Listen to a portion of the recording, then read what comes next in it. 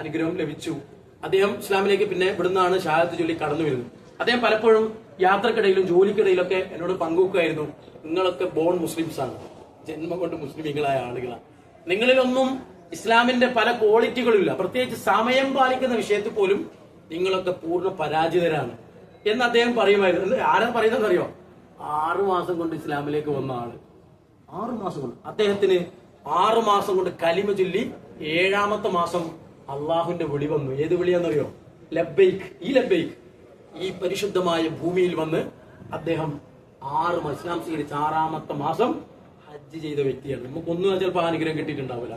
എന്നിട്ട് അദ്ദേഹം അറഫയിൽ വെച്ച് അദ്ദേഹത്തിന്റെ ഭാര്യയും ഒരു മോളാണുള്ളത്, മകളെ വിളിച്ചിട്ട് അതിന്റെ മുമ്പേ അദ്ദേഹം ഇസ്ലാമിനെ കുറിച്ചുള്ള കുറെ പുസ്തകങ്ങളൊക്കെ കാർഗോ ആയിട്ട് അങ്ങോട്ട് അയച്ചു കൊടുത്തിരുന്നു. ഇംഗ്ലീഷിലുള്ള പുസ്തകങ്ങൾ, അവിടുത്തെ ഫിലിപ്പൈൻ ലാംഗ്വേജിലുള്ള പുസ്തകങ്ങളൊക്കെ. ആ ഭാര്യയും മകളും ഫിലിപ്പൈനിലെ മനിലയിൽ വെച്ച് അഷ്ഹദു അല്ലാ ഇലാഹ ഇല്ലല്ലാഹ് വഅഷ്ഹദു അന്ന മുഹമ്മദ് റസൂലുള്ളാഹി എന്നുള്ള ഇസ്ലാമിന്റെ ഷഹാദത്ത് ഉരുവിട്ടത് ഹജ്ജിന്റെ ദിവസം ദുൽഹജ്ജ് 9 അറഫയിൽ നിന്ന് ഈ സഹോദരൻ വിളിച്ചതിന്റെ അടിസ്ഥാനത്തിൽ വിളിച്ചു പറഞ്ഞു കൊണ്ടാണ്. അതുകൊണ്ട് സഹോദരന്മാരെ, അള്ളാഹു അദ്ദേഹത്തിനും കുടുംബത്തിനുമൊക്കെ സ്വർഗം നൽകി അനുഗ്രഹിക്കുമാറാണ്. ആരാണെന്നറിയോ? റോമൻ കത്തോലിക്കനായിരുന്നു. RC എന്ന് വിളിക്കുന്ന ക്രിസ്ത്യൻ വിഭാഗത്തിലെ ഏറ്റവും ഉയർന്ന വിഭാഗത്തിലെ ചർച്ചിലെ വലിയ സജീവമായി പ്രവർത്തിക്കുന്ന ഒരു മനുഷ്യൻ. അള്ളാഹു ഹിദായത്ത് കൊടുക്കാൻ ഒരാൾക്ക് ഉദ്ദേശിച്ചിട്ടുണ്ടെങ്കിൽ അത് ദുനിയാവിൽ എവിടെ അവർ കറങ്ങി തിരിഞ്ഞെത്തിയാലും അവരുടെ അന്വേഷണങ്ങളിലൂടെ, പഠനങ്ങളിലൂടെ അള്ളാഹു അവരിലേക്ക് ഇസ്ലാമിന്റെ വെളിച്ചത്തെ അള്ളാഹു എത്തിച്ചു കൊടുക്കും. മുൻഗാമികളുടെ അവസ്ഥ തന്നെ, മുൻകഴിഞ്ഞു പോയ സഹാബികളുടെ ഒക്കെ അവസ്ഥ തന്നെയാണ്. ഉമർ ഇബ്നു ഖത്താബിന്റേതായാലും ഹംസ റളിയല്ലാഹുവിന്റേതായാലും മിസ്അബ് ഇബ്നു ഉമൈർ റളിയല്ലാഹുവിന്റേതായാലും ഏത് സ്വഹാബികളുടെ മുൻഗാമികളായ ചരിത്രം എടുത്ത് പരിശോധിച്ച് നോക്കിയാലും അവരൊന്നും ഉമ്മയുടെ വയറ്റിൽ നിന്ന് വരുമ്പോഴേ ഭയങ്കര മുത്തക്കികളും നല്ല ഈമാനുള്ള ആളുകളും അള്ളാഹിന്റെ റസൂലിനെ അങ്ങനെ തന്നെ അനുസരിക്കുന്നവരൊന്നുമില്ലായിരുന്നു. അള്ളാഹുവിന്റെ റസൂൽ എന്ന് കേൾക്കുമ്പോൾ മുഹമ്മദിനെ ഞങ്ങൾ വധിക്കും എന്ന് പറഞ്ഞവരായിരുന്നു. ഇസ്ലാം എന്ന് കേൾക്കുമ്പോൾ അവർക്ക് ഭയങ്കര പുച്ഛായിരുന്നു. മുസ്ലിം എന്ന് കേൾക്കുമ്പോൾ മുസ്ലിങ്ങളെ പരമാവധി ദ്രോഹിക്കാനും ഉപദ്രവിക്കുവാനുമായിരുന്നു അവർ ശ്രമിച്ചിരുന്നത്. അങ്ങനത്തെ ആളുകൾക്ക് അള്ളാഹു ഹിദായത്ത് കൊടുത്തു. റസൂലുള്ള പേരെടുത്ത് പ്രാർത്ഥിച്ച 2 ആളുകളുണ്ട്. ആരല്ല? ഖത്താബിന്റെ മകൻ ഉമറിനും, അല്ലേ, പിന്നെ ആർക്കാണ്? അബൂജഹലിനും അള്ളാഹുവെ ഹിദായത്ത് നൽകണമേ എന്ന് നബി പ്രാർത്ഥിച്ചിട്ടുണ്ട്. ഒരാൾക്ക് അള്ളാഹ് കൊടുത്തില്ല, ഒരാൾക്ക് അള്ളാഹ് കൊടുത്തു. പഠിച്ചോണ്ട തീരുമാനമാണ്, ആ അള്ളാഹുവിന്റെ തീരുമാനമാണത്. എന്തായാലും അങ്ങനെ ശരീരം നൽകിയ ആളുകൾ, ഷഹീദിന്റെ പ്രതിഫലമില്ലേ എന്ന് ചോദിച്ചു. ഒരു സഹാബിയുടെ ചരിത്രം കൂടി പറഞ്ഞു ഇൻഷാ അല്ലാഹ് ഞാൻ അവസാനിപ്പിക്കുകയാണ്. ബദർ രണാങ്കണ ഭൂമിയിൽ ഹജ്ജിന്റെ സമയത്ത് പോകാൻ സൗകര്യമുണ്ടോ എന്ന് ഞാൻ അറിയില്ല, അപൂർവം ഉണ്ടാവാറില്ല. ആ സമയത്ത് അവിടെ ക്ലോസ് ചെയ്യണം. കാരണം ഇത്രയും ഹാജിമാരെ അവിടെ ഉൾക്കൊള്ളാനുള്ള സംവിധാനങ്ങളും കാര്യങ്ങളൊന്നും ഇല്ലാത്തതുകൊണ്ട് ഉംറയ്ക്ക് വന്നവർക്ക് ബദറിലൊക്കെ പോയിരുന്നുണ്ടാവും, അല്ലേ? ഉണ്ടല്ലേ? ഉണ്ട്. ബദറിന്റെ രണാങ്കണ ഭൂമിയിൽ പുറത്ത് വലിയൊരു ബോർഡ്, ഒരു ഫലകം നമുക്ക് കാണാം. ബദറിലെ ഷഹീദായ ശുഹദാക്കളുടെ പേരാണ്. നമ്മുടെ നാട്ടിലൊക്കെ ബദരീങ്ങൾ എന്ന് പറയുമ്പോൾ ചില ആളുകൾ കരുതും ബദറിൽ പങ്കെടുത്തവരൊക്കെ ഷഹീദായിട്ടുണ്ട് എന്ന് വിചാരിക്കാം. 14 പേരാണ് മുസ്ലിങ്ങളുടെ ഭാഗത്തുനിന്ന് ബദറിന്റെ രണാങ്കണ ഭൂമിയിൽ ശുഹദാക്കളായത്. അവരുടെ പേര് ബദറിന്റെ രണാങ്കണ ഭൂമിയിൽ അങ്ങനെ തന്നെ ഒരു ഫലകത്തിൽ എഴുതി വെച്ചിട്ടുണ്ട്. അതില് കുറെ ആളുകളുടെ പേര് ഇങ്ങനെ എഴുതിയ കൂട്ടത്തിൽ ഹാരിസത്ത് ബിൻ സുറാഖ റളിയല്ലാഹു അൻഹു അങ്ങനെ ഒരു പേര് കൂടി നമുക്ക് അതിൽ കാണാം. ആ പേര് ശുഹദാക്കളുടെ ലിസ്റ്റിൽ തന്നെയാണുള്ളത്. പക്ഷെ ഹാരിസ റളിയല്ലാഹു അൻഹു മരണപ്പെടുന്ന എങ്ങനെയാണെന്നറിയോ? മുസ്ലിങ്ങളുടെ കൈകൊണ്ടല്ല. മുസ്ലിങ്ങളുടെ കൈകൊണ്ടാണ്, ശത്രുക്കളുടെ കൈകൊണ്ടല്ല. മുസ്ലിമീങ്ങളിൽപ്പെട്ട പ്രവാചകൻ ബദറിന്റെ രണാങ്കണ ഭൂമിയിൽ പ്രത്യേകമായി ആളുകളെ നിരീക്ഷിക്കാൻ വേണ്ടി നിർത്തിയ ഒരു സ്വഹാബിയുടെ കൈകൊണ്ടാണ് ഹാരിസ റളിയല്ലാഹു അൻഹു ബദറിന്റെ രണാങ്കണ ഭൂമിയിൽ ഷഹീദാവുന്നത്. എന്താന്ന് പറഞ്ഞാല് ഹാരിസ റളിയല്ലാഹു അൻഹുവിന് ബദറിന് വല്ലാണ്ട് വെള്ളത്തിന് ദാഹിച്ച സമയത്ത് ഹാരിസ റളിയല്ലാഹു അൻഹു വെള്ളം തേടി ഇങ്ങനെ പോയി. നമുക്കറിയാം ബദറിന്റെ ചരിത്രം ഞാൻ വിശദീകരിക്കുന്നില്ല, കുറെ പറയാനുള്ള സംഗതിയാണ്. അന്നത്തെ തലേ ദിവസത്തെ അവസ്ഥയും 2-3 ദിവസം മുമ്പുള്ള അവസ്ഥയും കാര്യങ്ങളൊക്കെ. ശക്തമായ ദാഹം ഉണ്ടായപ്പം സ്വാഭാവികമായിട്ട് നമുക്കറിയാം വെള്ളം എവിടെയാണ് കിട്ടുന്നത് അവിടെ നമ്മൾ പോയി കുടിക്കാനുള്ളൊരു നടത്തും. ഹാരിസ റളിയല്ലാഹു അൻഹു ഇങ്ങനെ എഴഞ്ഞ് പോയി ഹാരിസ റളിയല്ലാഹു അൻഹു വെള്ളം ഒരു സ്ഥലത്ത് കിട്ടി കുടിച്ചുകൊണ്ടിരിക്കുമ്പോഴാണ് ഈ പറഞ്ഞ സ്വഹാബി ഒരാൾ ഇരുട്ടത്ത് ഇങ്ങനെ ഇരിക്കുന്നത് കാണുന്നത്. സ്വാഭാവികമായിട്ട് തെറ്റിദ്ധരിച്ചു ഇത് ശത്രു വിഭാഗത്തിൽപ്പെട്ട ഒരാളാണെന്ന് തെറ്റിദ്ധരിച്ചു. ഉടനടി അമ്പെടുത്ത് ഹാരിസ റളിയല്ലാഹു അൻഹുവിന്റെ നേരെ എറിയുകയാണ്. ഹാരിസ റളിയല്ലാഹു അൻഹു ബദറിന്റെ രണാങ്കണ ഭൂമിയിൽ അവിടെ തന്നെ പെടഞ്ഞു വീണ് മരിക്കുന്ന ഒരു രംഗമാണ്. ഹാരിസ റളിയല്ലാഹു അൻഹുവിനെയും ബദറിന്റെ രണാങ്കണ ഭൂമിയിൽ കബറടക്കി റസൂലുള്ളാഹി സ്വല്ലല്ലാഹു അലൈഹി വസല്ലമ മദീനയിലേക്ക് തിരിച്ച് ബദറിൽ വിജയിച്ചിട്ടുണ്ടെങ്കിലും ഇങ്ങനെയുള്ള സങ്കടങ്ങൾ അള്ളാഹുവിന്റെ റസൂൽ സല്ലല്ലാഹു അലൈഹി വസല്ലമയ്ക്ക് ഉണ്ട്. പ്രവാചകൻ മദീനയിലേക്ക് ഏതാണ്ട് 175 കിലോമീറ്റർ ഉണ്ട് ബദറിന്റെ രണാങ്കണ ഭൂമിയിൽ നിന്ന് മദീനത്ത് മുനവറയിലേക്ക്. അപ്പോൾ നബി സല്ലല്ലാഹു അലൈഹി വസല്ലമ അവിടെ എത്തി. ഹാരിസ റളിയല്ലാഹു അൻഹുവിന്റെ ഉമ്മയെ അവിടെ കാണുന്നുണ്ട് മദീനയിൽ വെച്ച്.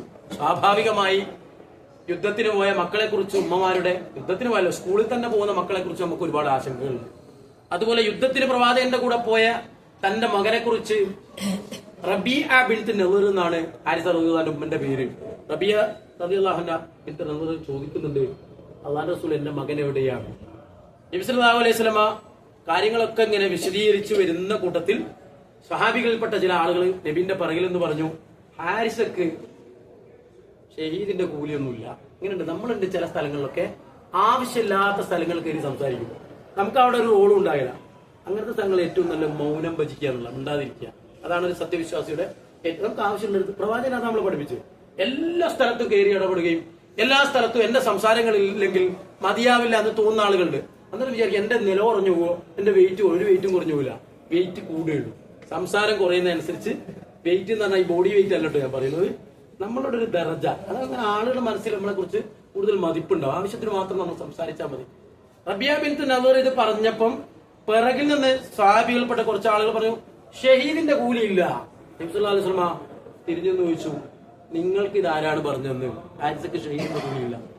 ഹാരിസ റളിയല്ലാഹു അൻഹുവിന് ഷഹീദിന്റെ കൂലിയില്ല എന്ന് നിങ്ങൾക്ക് ആരാണ് പറഞ്ഞു തന്നതെന്ന് പ്രവാചകൻ സ്വല്ലല്ലാഹു അലൈഹി വസല്ലമ ചോദിക്കുന്നുണ്ട്. എന്നിട്ട് റസൂലുള്ളാഹി സ്വല്ലല്ലാഹു അലൈഹി വസല്ലം പറയുന്നത്, ഹാരിസക്ക് ലൈസ ബിൽ ജന്നൽ വാഹിദ, ഹാരിസക്ക് ഒരു സ്വർഗമല്ല ഒരുപാട് സ്വർഗമാണ് അള്ളാഹു ഒരുക്കി വെച്ച്. എന്താ സഹോദരന്മാരെ സഹോദരികളെ നമുക്ക് തന്നെ മനസ്സിലാക്കാൻ കഴിയുന്നത്? നിയ്യത്താണ് പ്രധാനം. ആ കർമ്മത്തിലേക്ക് എത്തി. നിങ്ങൾ ഹജ്ജിന് വേണ്ടി കോഴിക്കോട് നിന്ന് യാത്ര പുറപ്പെട്ടു വരുമ്പോഴും വഴിയിൽ കിങ് അബ്ദുൽ അസീസ് എയർപോർട്ടിലോ നമ്മുടെ ജിദ്ദ റോട്ടിലോ നമ്മൾ യാത്ര ചെയ്യുന്ന ഏതെങ്കിലും വഴികളിൽപ്പെട്ട് നമ്മൾ മരണപ്പെടുകയാണ്, അല്ല ഇനിയുള്ള അങ്ങോട്ട്, ഇനി മിനയാണ് ഇൻഷാ അല്ലാഹ് വെള്ളിയാഴ്ച, വ്യാഴാഴ്ച രാത്രി നമ്മൾ പോകേണ്ടി വരും. അത് അമീർ അത് വിശദീകരിക്കും. എന്തായാലും നമ്മൾ അങ്ങോട്ട് എത്തിയില്ല അല്ലേ? ഇന്നലെ നിങ്ങൾ കണ്ടില്ലേ നമ്മുടെ ബീഹാറിലെ 2 നമ്മുടെ സഹോദരങ്ങൾ അല്ലെ, അവര് നമ്മളെ പോലെ നിഷ്കളങ്കരാണ്. ലിഫ്റ്റിന്റെ പ്ലാറ്റ്ഫോം ഉണ്ട് എന്ന് വിചാരിച്ച് കാലെടുത്ത് വെച്ച സാധുക്കളായ പാവങ്ങളായ മനുഷ്യരാണ്. നമ്മളെ കൂടെ മിനയിലും അറഫയിലും മുസ്തലിഫയിലും കായബയിലും ഒക്കെ നമ്മളെ കൂടെ ഞാൻ പറയുമ്പോൾ നമ്മളവിടെ എത്തുന്ന ഉറപ്പൊന്നുമില്ല കേട്ടോ, ഇൻഷാ അല്ലാഹ്. അത് ചേർത്തേ പറയാവൂ. അപ്പൊ നമ്മളൊക്കെ പ്രതീക്ഷിച്ചിരിക്കുകയാണ്. നമുക്ക് ആരോഗ്യം ഉണ്ടെന്ന് നമുക്ക് തോന്നുന്നത്. അള്ളാഹു തൗഫീഖ് നൽകി അനുഗ്രഹിക്കുമാറാവട്ടെ. വളരെ നിഷ്കളങ്കരായ ആളുകൾ കാലെടുത്ത് ഇങ്ങനെ വെച്ചു. 4ാം നിലയിൽ നിന്ന് അങ്ങനെ തന്നെ താഴോട്ട് അവർ പതിച്ചുപോയി.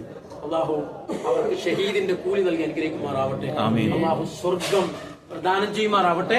ഹജ്ജ് ചെയ്ത പൂർണ്ണമായ പ്രതിഫലം അല്ലെ ഫിൽ ജന്ന എന്ന് റസൂലുള്ളാഹി പറഞ്ഞല്ലോ, അത് ലഭിക്കുമെന്നുള്ള കാര്യത്തിൽ യാതൊരു സംശയവും വേണ്ട, ഒരു സംശയം വേണ്ട. കാരണം ഹജ്ജ് നിയ്യത്ത് വെച്ച് ഇഹ്റാം ചെയ്ത്, തമത്വായ ഹജ്ജാണ് അവർ നിയ്യത്ത് വെച്ചെങ്കിൽ അവർ ഇഹ്റാം ചെയ്ത് അവർ തവാഫ് ചെയ്ത് സഅയ് ചെയ്ത് ഉംറ കഴിഞ്ഞ് തഹല്ലുലായി അടുത്ത ഹജ്ജിന് വേണ്ടിയുള്ള നിയ്യത്ത് വെക്കാൻ ഇഹ്റാമിൽ പ്രവേശിക്കാൻ കാത്തിരിക്കുന്ന സഹോദരങ്ങളാണ്. അതുകൊണ്ട് അങ്ങനെയുള്ള ആളുകൾക്ക് വേണ്ടി നമുക്ക് പ്രാർത്ഥിക്കാം. അപ്പം ഹാരിസക്ക് ഒരു സ്വർഗമല്ല ഒരുപാട് സ്വർഗമാണ് അള്ളാഹു പരലോകത്ത് ഒരുക്കി വെച്ചിട്ടുള്ളത് എന്ന് പറഞ്ഞ് മഹാന്മാരുടെ ചരിത്രം വിശദീകരിക്കുന്ന ഒരുപാട് ഇടങ്ങൾ ഇസ്ലാമിക ചരിത്രത്തിൽ നമുക്ക് കാണാൻ കഴിയും. നമ്മളിപ്പോ ഒരു 3 സഹാബികളുടെ കാര്യം മാത്രമേ പറഞ്ഞിട്ടുള്ളൂ. ആയിരക്കണക്കിന് സഹാബി, ഇപ്പൊ അബ്ദുൽ മജീദ് വാരണാക്കരെ പോലെയുള്ള നമ്മുടെ മഹാന്മാരായ പണ്ഡിതന്മാർ എഴുതിയ സ്വഹാബികൾ എന്ന് പറയുന്ന മാത്രം പുസ്തകങ്ങൾ, കേന്ദ്രം പബ്ലിഷ് ചെയ്ത പുസ്തകങ്ങളൊക്കെ നമുക്ക് കിട്ടും. സ്വഹാബികളെ കുറിച്ചുള്ള നിരന്തരമായ പഠനം കൂടുതൽ അള്ളാഹുവിന്റെ റസൂലിനെ അറിയാനും പഠിക്കാനും ഒക്കെ പ്രേരിതമാവും. അവര് അവരുടെ ജീവിതത്തിന്റെ പരിമിതിയിൽ നിന്നുകൊണ്ട് എങ്ങനെയാണോ ഇസ്ലാമിന്റെ പ്രകാശത്തെ ലോകത്തിന് നൽകിയത് അത് നമുക്ക് മനസ്സിലാക്കി കഴിഞ്ഞാൽ തീർച്ചയായും നമ്മുടെ ഈമാൻ വർദ്ധിക്കുകയും നമ്മുടെ എന്തെങ്കിലുമൊക്കെ ദോഷങ്ങളോ എന്തെങ്കിലും പോരായ്മകളോ ഒക്കെ ഉണ്ടെങ്കിൽ അതൊക്കെ പരിഹരിക്കാനൊക്കെ ഈ ഹജ്ജ് യാത്രയും ഈ ഹജ്ജും ഈ മസ്ജിദുൽ ഹറമിലും മദീനയിലും പുണ്യഭൂമിയിലൊക്കെ നമ്മൾ നിൽക്കുന്ന ദിവസങ്ങളൊക്കെ നമുക്ക് ഉപകാരപ്പെടും. അള്ളാഹു അങ്ങനെയുള്ള ഏറ്റവും നല്ല സത്യവിശ്വാസികളെ കൂട്ടത്തിൽ നമ്മെ ഇവരെ ഉൾപ്പെടുത്തി അനുഗ്രഹിക്കുമാറാവട്ടെ.